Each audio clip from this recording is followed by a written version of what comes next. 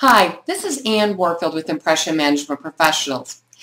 Lately, with everything going on with the presidential debates, I've been asked to be on TV to share what's the body language of what you're seeing. So I want to share some of that with you right now. Last night, we saw President Obama and Governor Mitt Romney debate for the second time. And the question on everyone's mind is, how did they perform? So let's look at some of the things with body language.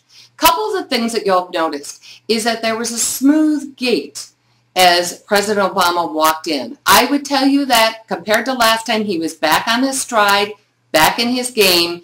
There was confidence when he talked. His shoulders were squared back. He had much more presence than he had the first time.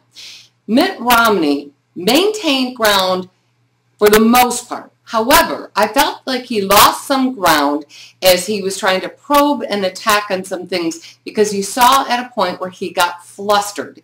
And this came in some of the body language where you actually saw when he sat down and his shoulders dropped slightly and his hands went down. Also when he was standing and he did what's called fig leafing, which is where you put your arms in front of you and kind of hold something down low. That's all protective gestures.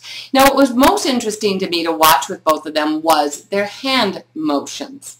Here's what you saw. President Obama's hand motions were often like this or like this. And those gestures he was using when he was talking about things as they are, what's happening right now, what he's hoping can be accomplished. Then when he moved to things that were more hard-hitting and far-reaching, he moved to a closed fist and often used the fist gesture, which usually he uses when he's looking at something that needs to be done but he's not sure it can be accomplished, is more of this fist gesture. When you looked at Mitt Romney's hand gestures, they were often straight out like this or up like this, which is a lifting up and a showing of things. The showing of your palms is seen as great honesty by people. It's why we started shaking hands, because we're always showing that our palm contained no weapon and we were extending our hands out in front of us. So I would encourage you, as you watch some of these debates, to watch some of the nuances with the body language. Second thing that I noticed is President Obama, although his presence was much stronger, his speaking was eloquent, he did a good job of flowing through things. Go back and watch how his eyes were. When his eyes were looking at the audience, he had kind of a downward cast, as though he was looking at people in the front row instead of the back row, until about halfway through. Halfway through, his head lifted up and his eye contact was straight on at that point in time. Much more confidence coming in the last half, where Mitt Romney's confidence came in the front half.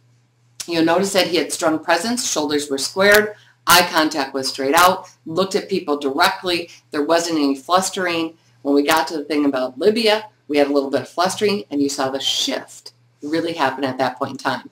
Stay tuned to find out more about the body language of the president and the vice president candidates as we continue through this election.